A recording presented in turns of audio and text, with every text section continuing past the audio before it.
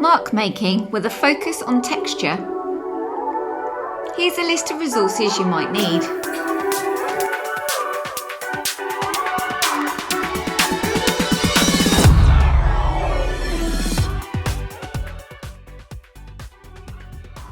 Hello, so today's lesson is all about mark making. We've already explored mark making using pens and pencils and other dry materials, but today we're going to have a little bit more fun using alternative materials and tools to create marks, and we're going to use paint. So for this task you're going to need some ready mix poster paint. Any paint will do really, you can buy this anywhere. It needs to be quite fluid. So I'm going to use that, and you will also need to use some kind of palette. I'm going to actually use a dinner plate because it gives me a nice big area to work with, and you'll see why in a moment. But anything you have, even if it's an old lid or something that you can wash up and use again or throw away, that's absolutely fine.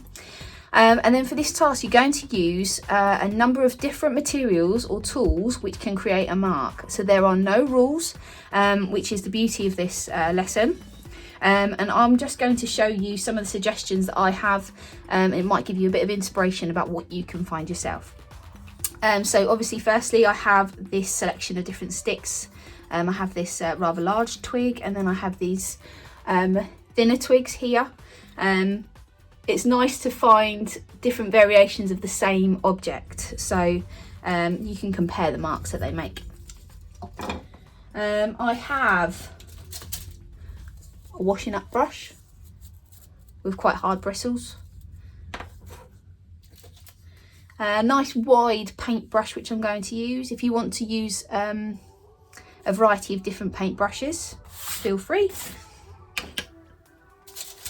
I have a scouring pad, and I also have two different sponges. So this has got quite a closed hole, I guess, and then this one's a little bit more based on a natural sponge from the ocean, so it's got wider holes, and that'll be an interesting option. I have two different combs, so I have an afro comb with wide teeth, and then also this hairdressing comb with finer, closer teeth. I have a kitchen roll tube,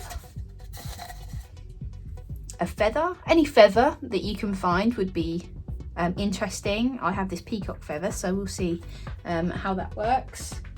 I have a selection of different lids that I've just collected, different sizes, rather than throwing them away. I'll see if I can find a use for those. Some cotton buds,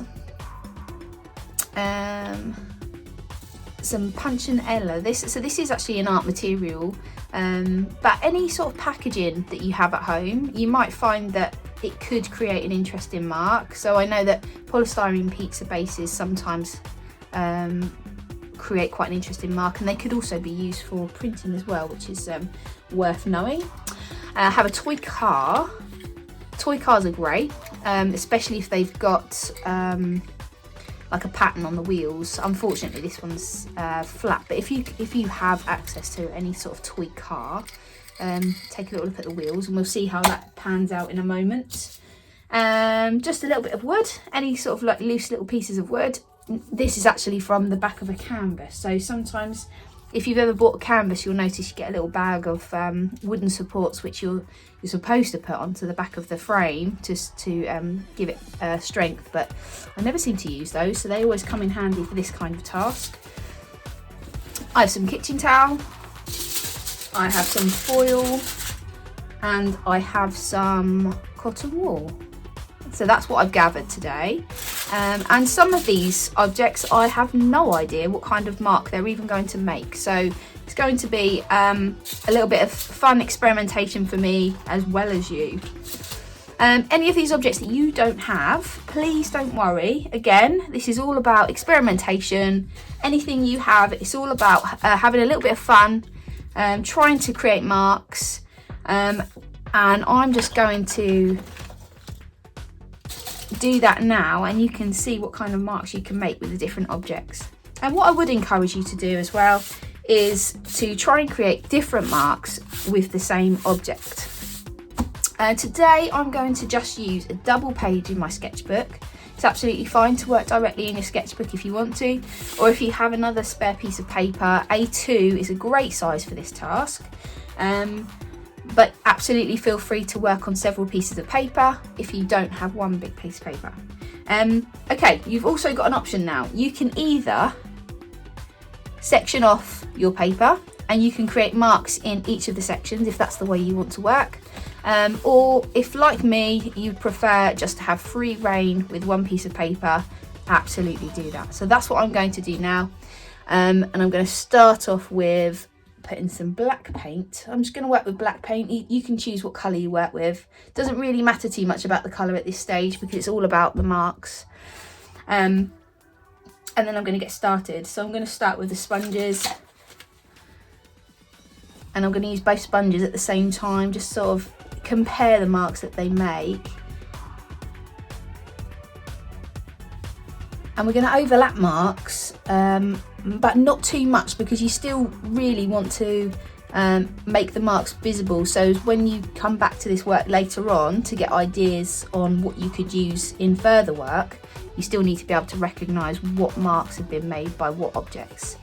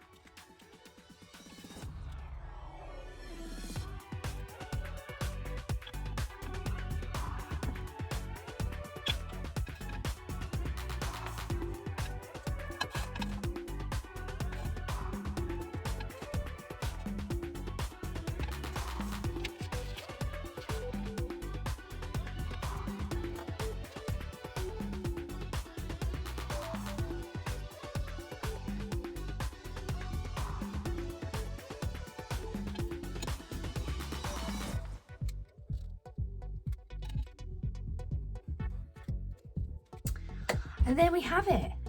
Okay, so what I would do now is I would label all of the different marks to remember what materials made those marks. And then what I'm going to do with this piece of work now is to use it as reference. So I'll be coming back to this piece of work to decide which marks were most effective and how I could use them further in my work, how I could develop those marks in my next piece of work. Okay, so give it a go yourself. Look for some different materials that you can use to create marks with, and have fun.